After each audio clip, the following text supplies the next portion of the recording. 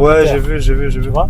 Donc, tu es obligé, si tu veux, de ramener un flux. Sinon, ta population, elle est réduite et c'est pas bon pour un pays.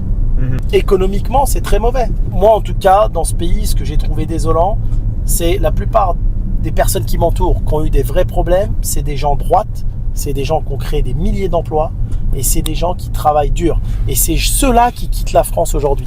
C'est pas les mecs qui font que des conneries.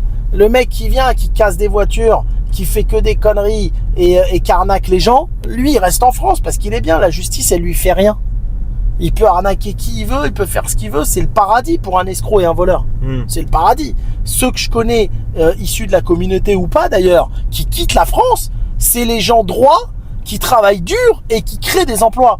Parce que ceux-là, ils sont stigmatisés à cause des autres. Mais je peux te poser une question. Toi, tu m'as dit que t'es tout le temps visionnaire et tu regardais les tendances des States. Ouais. Moi, c'est pas parce que je suis visionnaire. Moi, j'ai grandi au Moyen-Orient. J'ai suivi tout le temps les réseaux américains, etc. Et là-bas, on aime quand quelqu'un est riche. On aime parler argent. On aime quand il y a un entrepreneur qui fait de l'argent. Et quand je suis venu en France, j'ai cru que c'était la même chose. Parce que pour moi, l'Occident, c'était le même bloc. Ouais, c'est un pays profondément de gauche, si tu veux. Après, il y a quand même des grandes réussites en France. On laisse réussir. Hein. Bien sûr. C'est moins un pays socialiste, par exemple, que la Chine. Hein. Attention. Ah oui, la Chine, ils sont communistes. Ils sont communistes. Mais bon, la France, aujourd'hui, il y a un système fiscal qui est dans la répartition des richesses. C'est un pays qui est en opposition, si tu veux. Hein. Mais c'est un peu normal parce que tu as des personnes aussi qui, mentalement, ne peuvent pas réussir. Ils ne sont pas disposés à réussir. Donc, tu ne peux pas laisser ton peuple crever de faim. D'accord. Donc, tu es obligé de prendre à ceux qui bossent pour donner pour ceux qui bossent pas. Malheureusement, c'est comme ça. Alors, ceux qui sont vraiment dans la difficulté, c'est normal. Mais bon, moi, la plupart des personnes que j'ai autour de moi qui profitent de ce système, ils sont pas dans la difficulté. La France, il faut que tu comprennes, c'est le pays qui aide le plus les assistés, qui aide le plus les salariés et qui aide le plus les entrepreneurs aussi. Les entrepreneurs, ils sont assistés en France. Hein. Tu penses que c'est bien que les entrepreneurs ils sont assistés ou pas? Le Français, en général, c'est un citoyen fragile. Contrairement à d'autres pays qui ont connu la guerre et compagnie, on est vraiment dans une citoyenneté très fragile. Tu vois bien pendant le Covid, tout ce qu'ils ont donné aux chefs d'entreprise.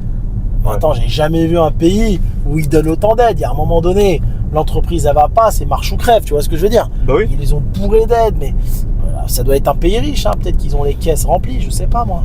Pour revenir aux amis, tu m'as dit quand on réussit et que personne veut te voir, enfin vous êtes tous dans le même environnement, une fois que tu quittes cet environnement, tu vas voir qui est vraiment jaloux de toi. Est-ce que tu peux me partager peut-être des expériences que tu as eues? Mais des expériences, j'en ai eu des millions et des mauvaises, j'en ai eu encore plus. Mais j'estime que quand tu réussis vraiment dans la vie, tu es toi seul face à ta réussite. Va voir plusieurs personnes qui ont réussi vraiment, ils te diront tous la même chose que moi.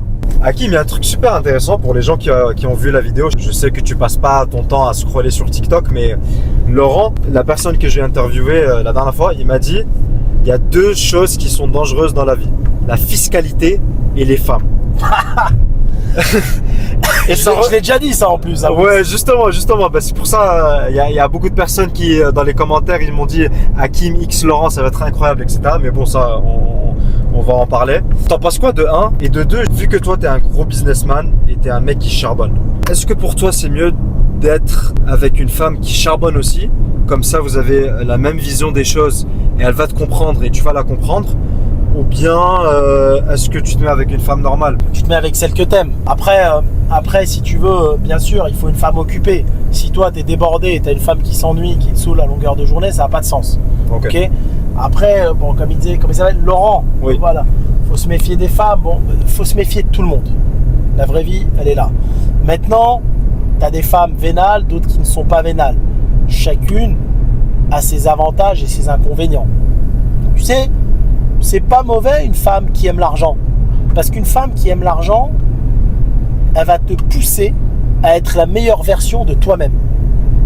Parce qu'elle va te mettre en compétition, en concurrence. Okay. Tu sais, des femmes comme ça, attends, eux, ils ont fait ça, il faut qu'on y arrive. Allez, je te pousse chérie, il faut qu'on y arrive. Tu seras en compétition permanente, elle va te pousser à être plus riche et à réussir. Une femme qui a besoin de rien, tu dis tiens, je vais t'offrir ça, non, je veux rien, envie d'amour et d'eau fraîche. Bah, au final, elle va limiter tes ambitions. Donc, si tu veux, les deux ont des avantages et des inconvénients. Okay. Dans la vie, tout t'as avantages et inconvénients. Après, c'est pas qu'il faut se méfier. Peut-être que Laurent, il a eu des problèmes